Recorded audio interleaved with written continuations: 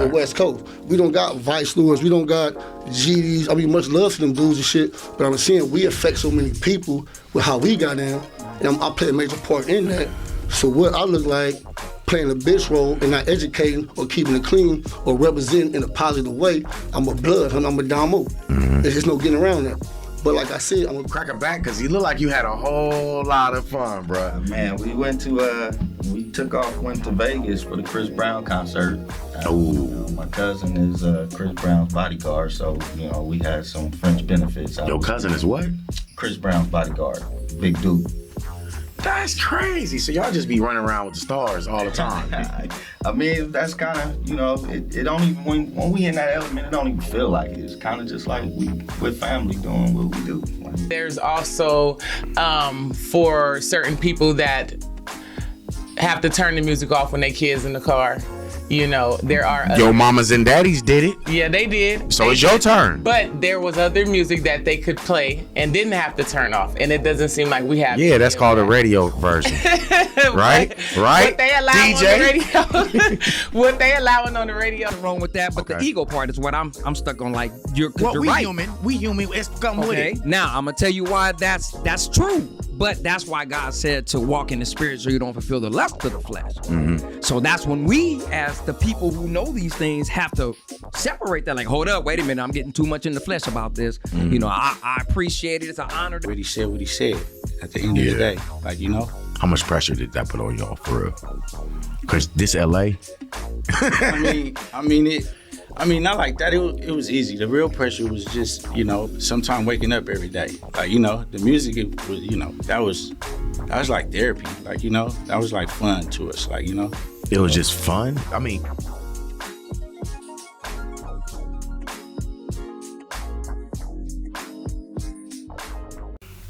Green Lounge LA, Mad Boots Entertainment, and Angels Clubhouse Empire presents The Struggle. I'm Hove, and today I'm with Supervision, PKA, Supervision 448, also known as, the streets know me as The Plug. Keep it 1,000, wow. They know me. They know you. Keep it 100. Keep it 100. Hey, thank you for coming. So The Plug, huh? How did they get to know you as The Plug? Just because whenever anybody need to tap in and get anything in these streets, from some bomb ass weed to Dodger tickets or whatever else one may need to tap into. I've always been the source. I always felt like because I couldn't see, like, for me to be relevant in the sighted world. Did you say you can't see? Only the money, but... Hold on, slow, pimpin'. Your name is Supervision. Yes, sir. Low-key, you got your own movie out. Low-key, you rock stages. Yes, sir. And low-key, I heard you can play Madden, bruh. For business, for a hustle. It's one of my hustles. I'm down. How the heck do you be blind but play Madden, sir? Well, first of all, I want to put a disclaimer out there to let anybody know if you want it. It behooves you to come get down with me. I want to do business. Yeah, you know what I mean? We can put whatever up. That's one. Hold on. Do it? What squad you running with? I run with the Saints. You run with the Saints? Oh, yeah. Drew Bledsoe Saints? Yeah, I run with Drew Brees Saints. Yeah. I'm sorry, Drew Bledsoe. My bad. It was Drew Brees and I'm correct you, bro. I'm just totally... pimp this way. Hey, no, I am totally just correcting. The fact that this brother say he blind and he can play Madden just has totally fucked my head up, bro. How'd you learn to adapt with that kind of skill? That's crazy.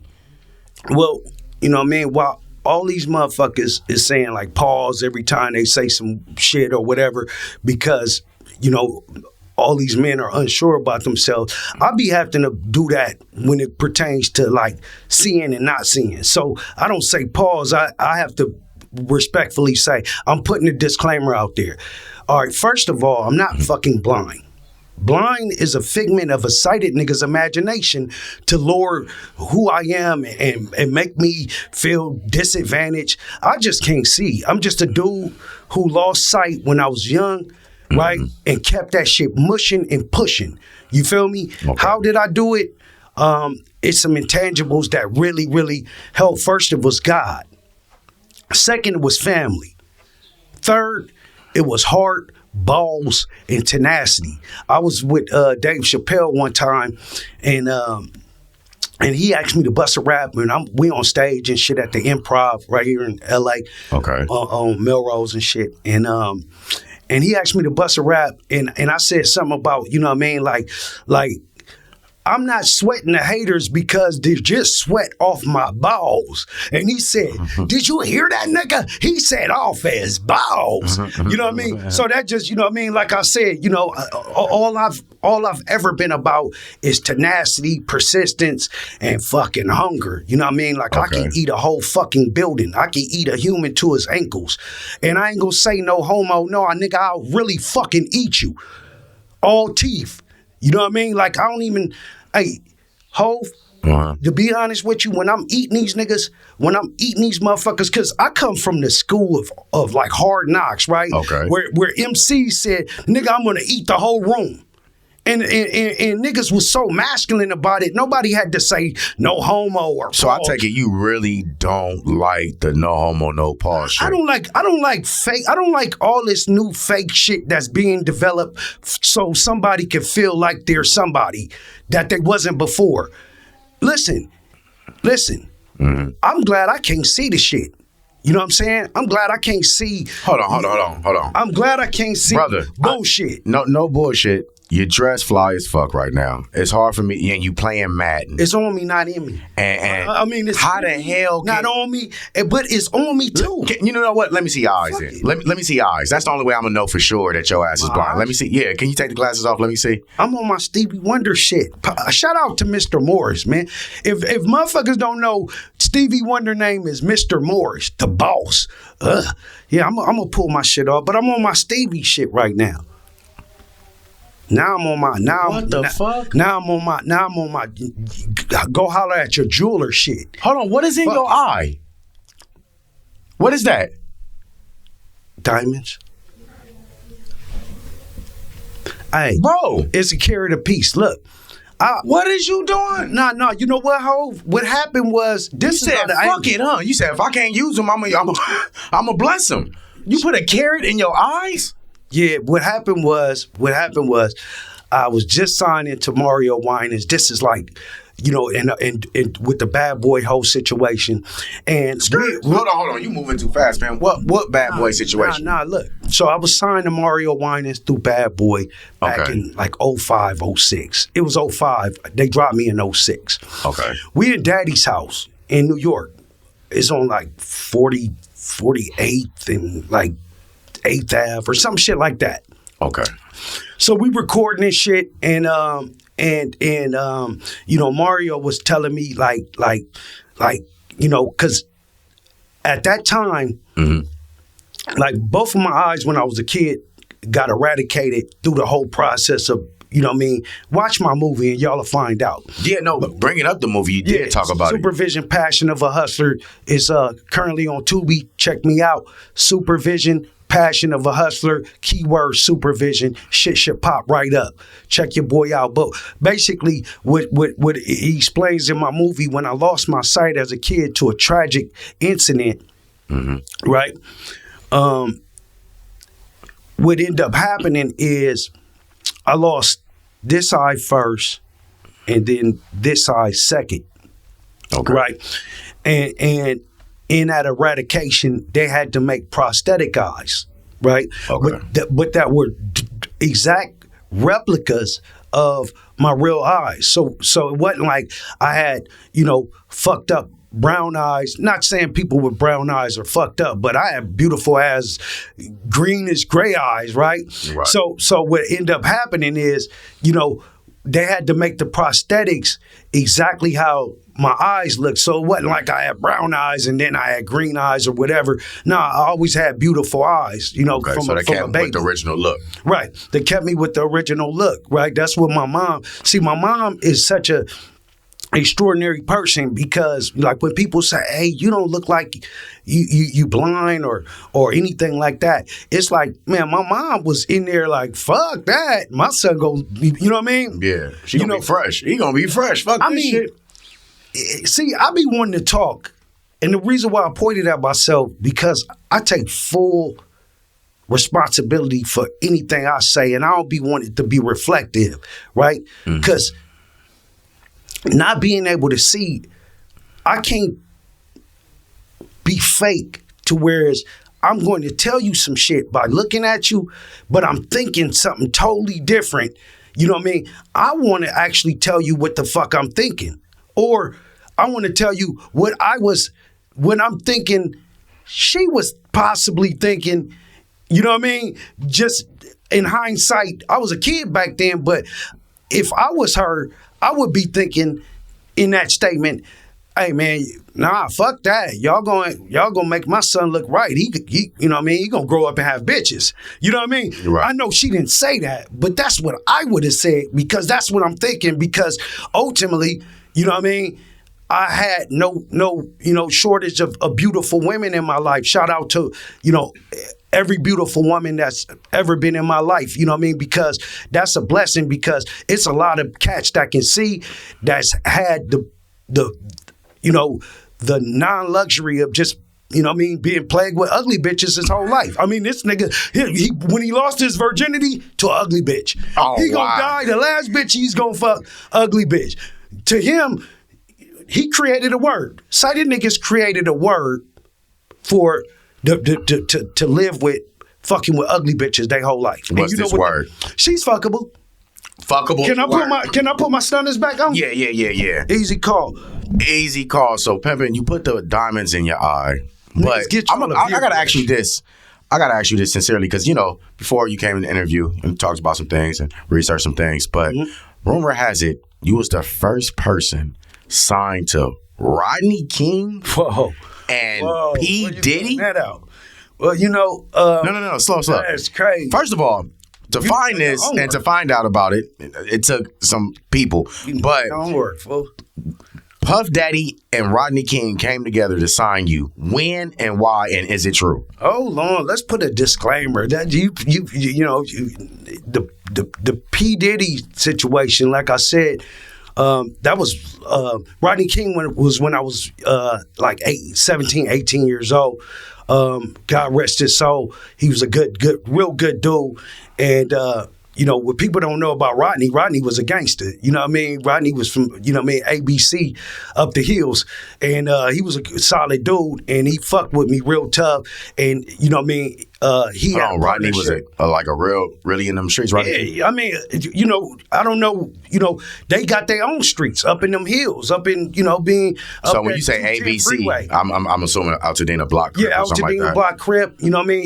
He had all of them. Damn. Yeah, he had like, they was a whole, you know what I mean? They had, a label and everything. Like, what? Yeah, and he kind of played the back because he didn't want people to know, you know what I mean? Like, it was, you know what I mean? It was his situation because he had the police hating on him. So, yeah, them dudes up there, they was official. Like, Rodney was official. He put money behind me some years ago in them cats. And, I did like one album with them, and then it kind of fell apart. Rodney did his thing, and God rest his soul, man. But he was a real good dude. Gave me one of the first people to give me an opportunity after some others. So it just wasn't the right situation, the right synergy. But I got nothing respect for the Rodney and his sister and their family, his kids and shit like that, and his brother Juan. I had love for them. They was good people. And then the cats that Team Alta, them cats was solid dudes. You know what I mean? We didn't see eye to eye and the shit didn't work out. But there was an organization and they was trying to really push the line and give me an opportunity when I was a kid to be heard. And then after that. So how'd you bump into DJ Battle Cat? And how do you know these people? Because slow. You told me to slow down, nigga. You got to slow down. I went through your shit, man. I mean, Cat. The funniest shit about Cat is Cat basically was always a G homie that raised me. Like, I didn't even know Cat for a long time, like when I was a kid. You talking 12, 13, 14 years old. I remember Cat DJing parties, right? And I used to rap at the parties, right? Okay. different hood parties. My hood and his hood is like brotherhoods. You know what I mean? Okay. Right? So, you know what I mean? We would be at a lot of party. And then I was like, I've been rapping since I was a kid. So I was better than grown men rapping. So if it was a party, they was probably putting me on the mic. You know what I mean? Because I was always like this blind kid sensation. You know what I mean? And I'm such a rooted, LA rooted, streeted. Hold on. I'm fucking my vernacular up. I was such a LA rooted street nigga from knee high. You know what I mean? Like I got family that's Bloods. You know what I mean? I got family that's Crips. I'm a Crip. So, you know what I mean? Like I was always in the mix, and they was always putting me on. I was like the only Crip. I'll be 15 years old and all blue rapping at a Blood party, because all the G Bloods were like my managers and my family. So, you know what I mean? And then I was such a phenomenal dude, and I still am. I mean, I just like aged like wine and just got better and better. But God already gave me a gift when I was a kid, and then he gave me the other gift of being just a social, you know what I mean?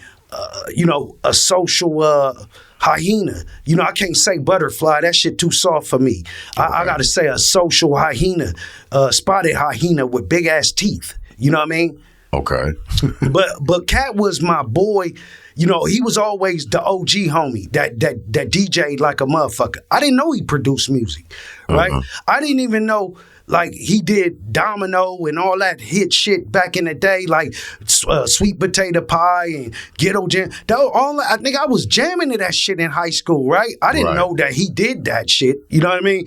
And then I met him after high school. I met him. I guess Motown had a studio on Melrose or something, and I went through there, and I used to, you know, I used to go through and crash the spot, just kill every MC and eat them niggas. You feel me? Let's fast forward. And he was like, yo. So you meet Dave Chappelle, Battle Cat, Poon. Tell us how you met Poon. Because, okay, let me unwrap that before I just drop that question. Word has it that Poon is a gentleman who, brung out a couple of people like Ludacris, and Lala Anthony, he been managed Black Street? Well, I don't know the nigga's resume, but I'll tell you from what I do know, he's been instrumental in a lot of major, great, talented artists' careers, right? And that's my partner, you know what I'm saying? And we've always been partners mutually through my cousin Beeve, God rest his soul. You know what I mean? Shout out to the Beeves. Okay. You know what I mean? That's my family. So my cousin B-Nut, Norman Beavers Jr., shout out to my uncle Norman Beavers Sr. He's the keyboard.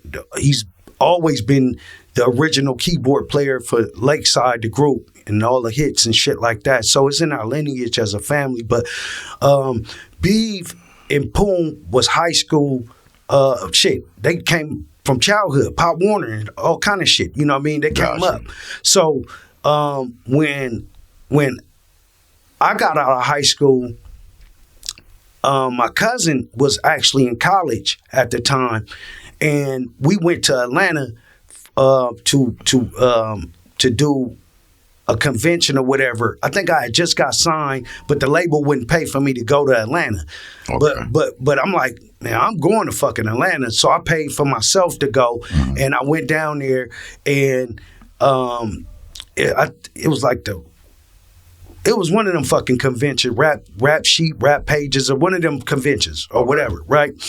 So when I went down there, we ran into Poon, but my cousin didn't know that Poon was on. Like, he was like the big radio personality out there. Him and Ludacris had the Poon Daddy, Chris Lover, Future Flavors show. That shit was real big out there on the radio. My cousin just knew him from high school, and he hadn't seen him in a while.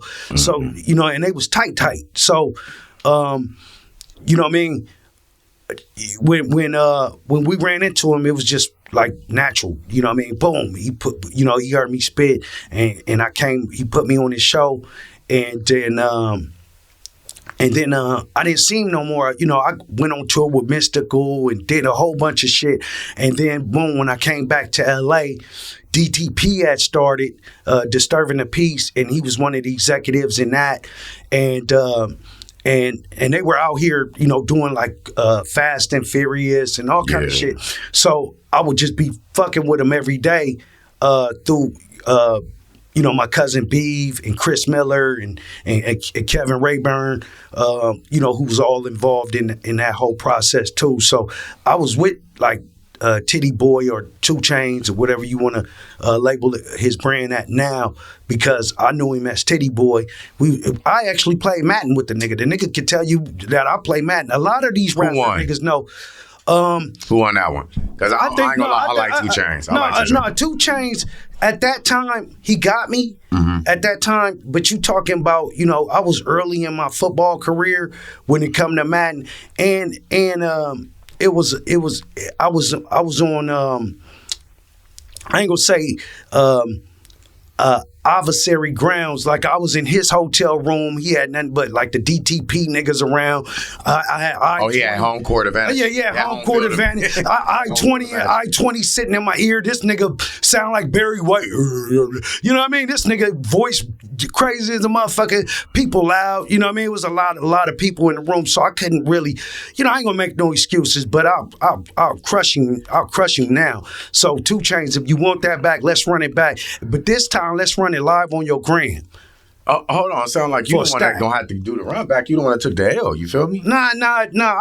Here's the thing. I'm scoring on the nigga. Hey, look, man. If a blind nigga scored 3 times on you, I don't give a fuck if you beat me. I actually won.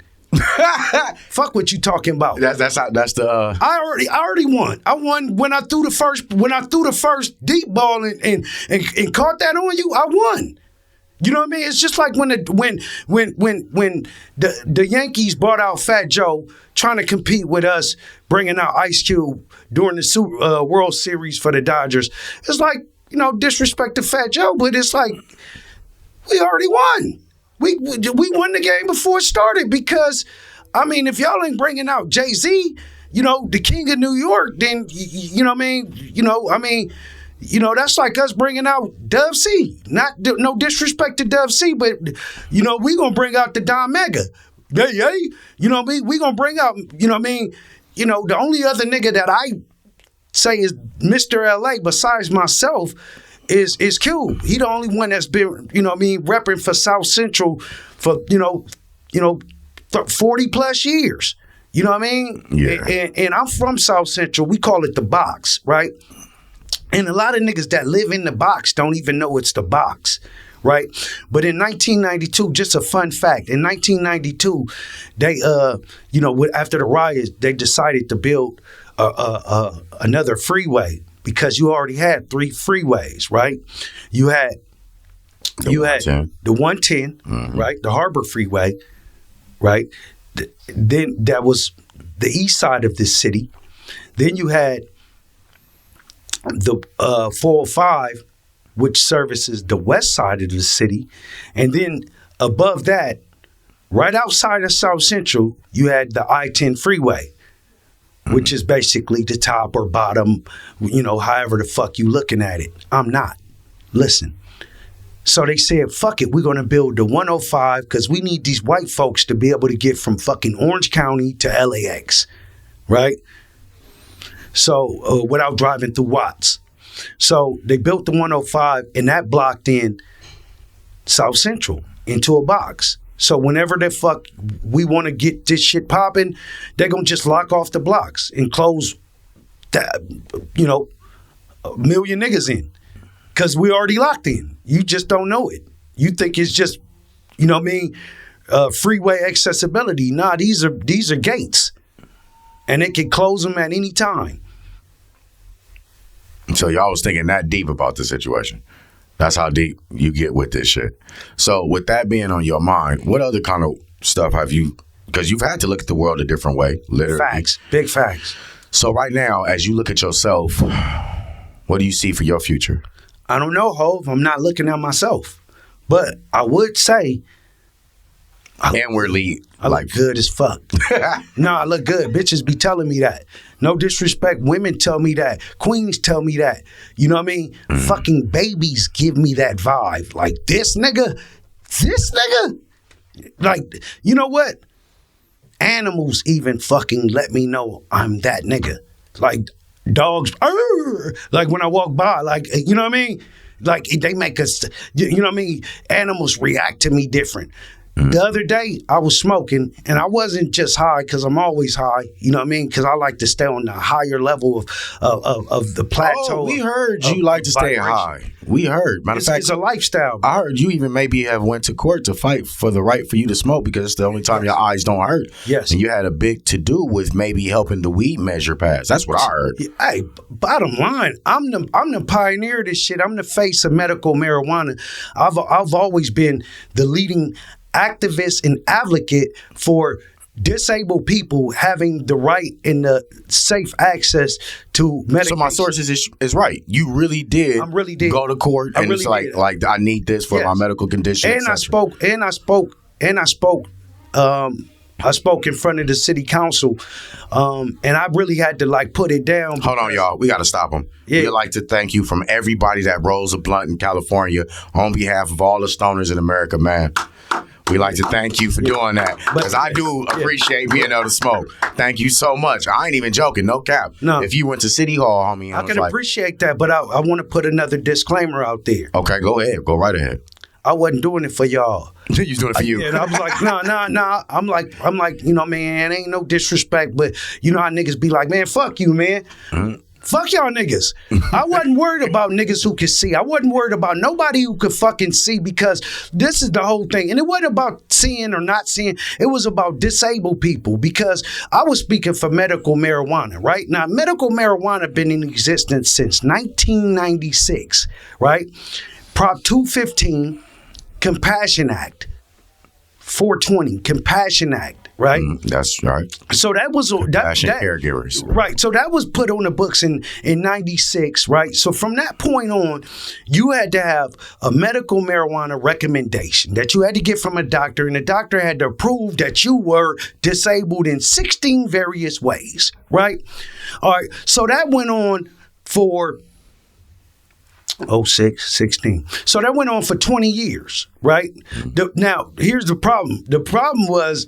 The first 8 years, black people that don't like to read didn't know that the law existed. They heard about it, but they didn't know that it existed. But when they would go, you know, get lost driving on the 101 or something and get off, they'd be like, man, they had a weed store in Calabasas.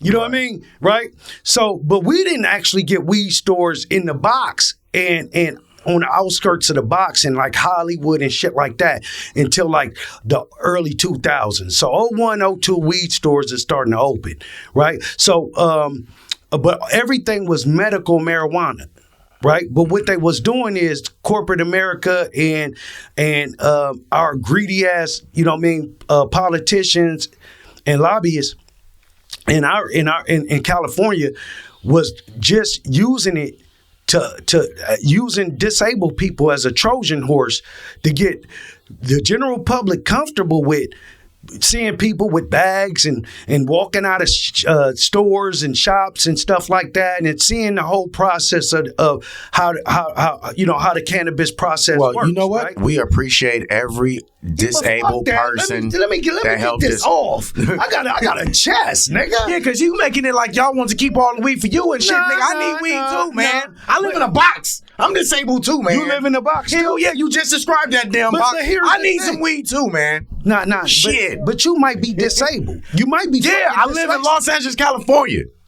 Of course I'm disabled. I was born with PTSD. On hood. Cuz got PTSD.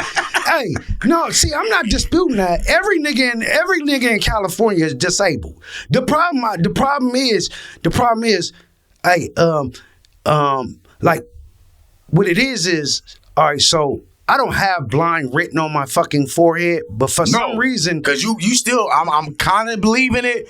But the fact you play Madden, bro, I can't phantom how you do it.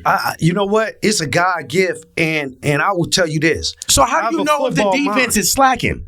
Slacking on what? How would you know if the defense, like say if you're on offense, you know what I'm saying? How would you know to run this play? Because his defense, you didn't see the last play. Yeah, bullshit. So man. let me tell you. Let me break it down. Okay. All right. I don't give a fuck what he in. It's about what I'm doing, right? Okay. And it's about matchups, right? So the bottom line is, if I come out in single back 3 wide, right? Mm-hmm. If I come in single back 3 wide, boom, I'm gonna motion my running back. I'm gonna motion my running back to the left. Now he's on the line. Now he's all the way in the slot, right? On the left side, right? But 9 times out of 10, a linebacker, because he's assigned to a linebacker, that linebacker is going to have to move over and cover him, right? But he's in the slot. So now it's foot speed, right? So I'm a motion him to the left. I know a linebacker gonna have to trail, right?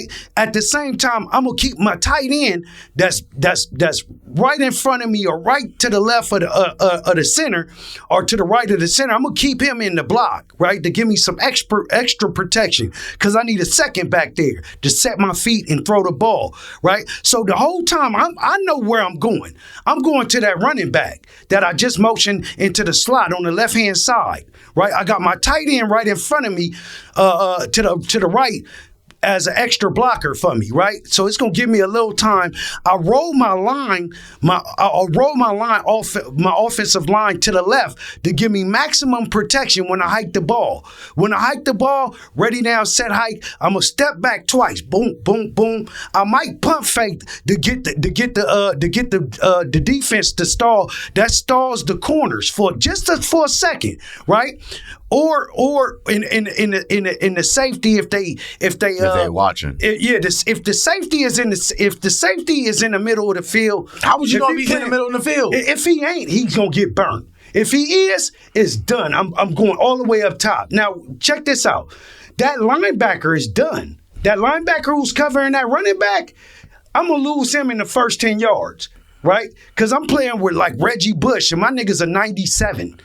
Right? And that linebacker's a 65, maybe 70, right? I mean, if he's really fucking good, you know what I mean? You know, he's still going to get burned, right? All I need is time back there to throw. 1,000, 2,000, right?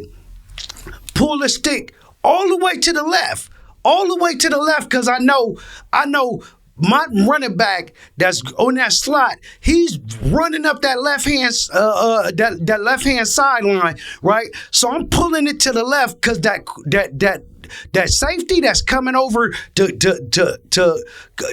cover for that linebacker that just got burned.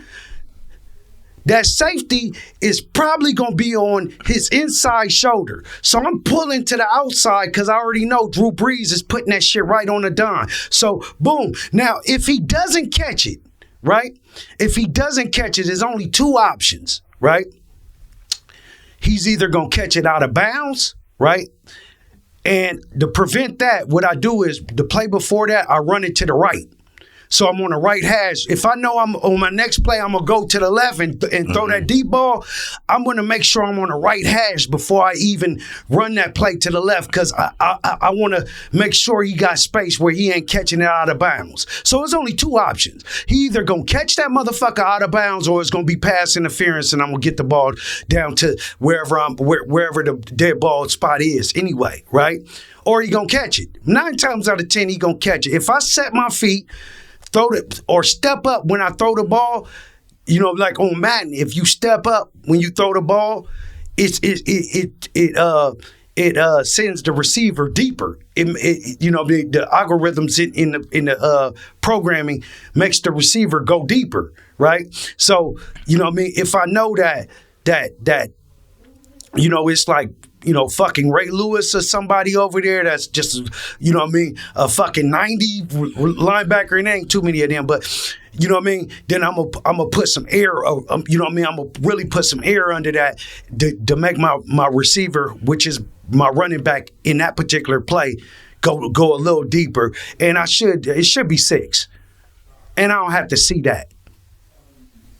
Or if I'm I have to see this shit myself, bro. Yeah, or I'll because you talking about it, and I play Madden, and I'm just saying, you still describing it like a man who has sight would describe this shit. Well, I'm describing it like a football mind. You know what I mean? I really could be like an offensive coordinator, right?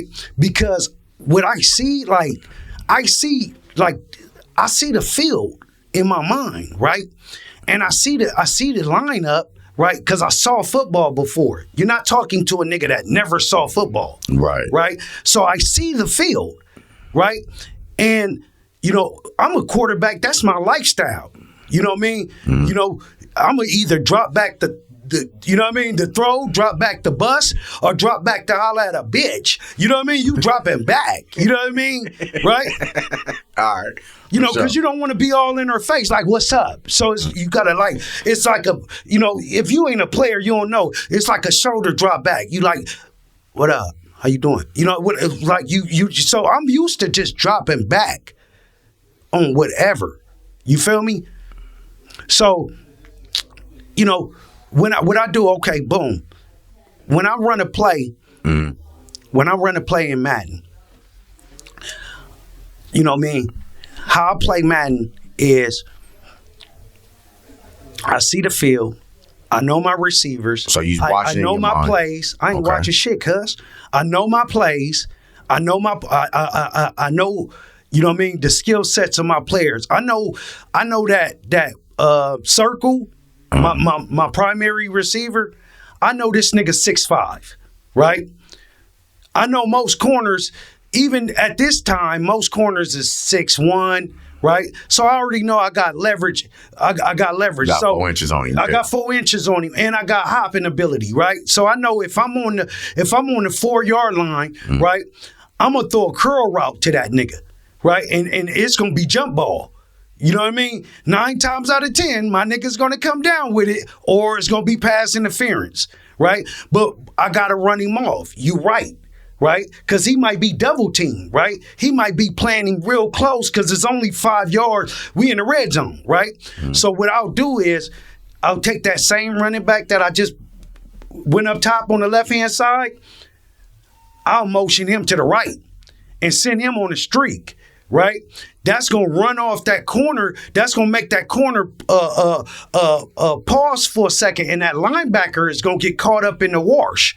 Right? Because the linebacker got to come cover that running back that I just motioned to the right, right? And put him, boom. Now I'm sending him on the street. Now what I'm going to do with that tight end, right? I'm going to send that tight end straight up the middle on the street too, right? Okay. Because he's going to take the other linebacker, the middle linebacker, he's going to take him with him, right? So now I got one-on-one action with a 6'5" receiver in the red zone, in the corner of the end zone, with a fucking corner that's 5'10", 6 foot, right? I'm going to run fucking my circle. I'm going to run that motherfucker on a curl route. So it's ready now. Set, 1,000. Touchdown, right? What happened is the running back took a linebacker, right? And the corner got to immediately come off the you know what I mean, jamming the receiver because he watching his running back just fly by him, right? Mm-hmm. So he's got his natural instinct is he don't know who's back there if he got help. So you know what I mean. He know the linebacker about to get burned. He ain't got the foot speed. Let me ask you this: as passionate as you are as football, what else are you passionate about? Is it the music more, or is it now the movies? Like it's actually sex first. You know, what? Like that's your number one passion? No, not my number one, but I'm just passionate at everything. But like when you just blurting shit out, it's like, yeah, fucking is a passion. You know what I mean? Like I'm passionate about it. Like, you know what I mean? I'm working. You know what I mean? Like a nigga. You know what I mean? Like everything for me, and that's the funniest shit. People ain't passionate about shit. They might be passionate about one thing and a bum at all the rest of the shit. Me, I'm passionate. I go hard with everything. If it's hustling, if it's cooking, you know what I mean? I cook like a motherfucker too. That should be amazing. It is. I clean shoes. Like, you know what I mean? Motherfucker asked me how I clean these white shoes. I get fucking dish detergent and a sponge. and I just put dish detergent and hot ass water, and I love cleaning my shoes, and I just clean these motherfuckers until I hear skik, skik, skik, skik, till the motherfuckers be squeaking like a squeaky. You feel me? Yeah. Yeah. So, and I you know what I mean? I'm really into everything. So I got passion for everything that I do. If I'm smoking weed, if I'm, you know what I mean? Like, so are you really transitioning out of music into movies? Because I'm seeing you do more skits, more on the camera now. Absolutely. What's the future like? I'm transitioning into movies. It ain't really a transition. I was born to be a star, and I think that I was born to be watched. Like, God said, you can't see, so everybody gonna look at you. You cool with that? You know what I mean? He said, like, look, man, I'm gonna make you super talented. I'm gonna make you super handsome, right? I'm gonna make you extraordinary, right? You gonna have billboards, big ass posters and shit. You gonna be all over the internet, but you ain't gonna be able to see it. Is that cool? You good with that? And I had to say, nigga, I ain't had a choice, but fuck it. I'm with it. You know what I mean? Right. You know what I mean? Didn't DOC or something say, cool, I'm with it. Yeah, I was on some DOC. Cool, I'm with it. Okay. Beard brush time. You know what I mean? You gotta keep that hair right on your face. Motherfuckers like, man, that don't scratch your face. No, it's a soft brush and I got soft, you know what I mean? You know what I mean? It is what it is. So let me ask you this before we get out of here. This is passion, bro. What's the number one? Sweating right here? Yeah. I'm passionate. Well, I'm going to ask you, since you're so passionate, what is the most passionate thing you want to get off your chest right now before we get up out of here? What you think you just got to say? Because, you was talking about that brush earlier, too. Check out my movie, Supervision, Passion of a Hustler. And also, if you looking at this interview and you know me and you like, man, you a wild nigga and you should have said this and that, you know what I mean? Swallow a knife, nigga. Swallow a fucking knife, because the bottom line is I'm doing me, and when you in interviews and you high and you ain't, you know what I mean? You just flowing, man. Like, I want people to know, like, look, man, you know how people say, man, you think you better than me. I am, nigga. And you know it. On Crip. All right, man. It's a pleasure. I love the energy because you stay on 10. For real, on God. I stay on 10, man. I be trying to be on 2 and 3. That shit's boring. Nobody, the bitches don't like no nigga on 3, 4. You know what I mean? I'm all the way up. You know, lit. Shit, we lit. Hey, shout out to Budhead Music Group. Shout out to my film company, Budhead Film Productions. Check out my film, Supervision, Passion of a Hustler, on Tubi. Check out my new film, Jungle Juice 2, which I'm guest starring in with my man Curly, the 5th. Also, I got a new comedy special coming out on Tubi called No Filters, All Funny. No Filters, All Funny. Supervision presents No Filters, All Funny. I'm giving some hardworking comedians that's hustlers, you know what I mean, opportunity to be seen and heard, because that shit is just fucking rare for, you know what I mean, niggas to look out for niggas. Me personally, I can't see, bro, but I look out. That's what's up. So, ladies and gentlemen, definitely tap in with your boy Supervision 448 on Insta. Yeah. Or just follow him. Yes, you know what I mean? Show him some love. And the music on Spotify and any music streaming platform, look up Supervision 448. I'm going to keep dropping that content. And it's all love. Shout out to LA. You know what I mean? We on. With that being said, ladies and gentlemen, we love you. We appreciate you. We respect you. But we out. Peace.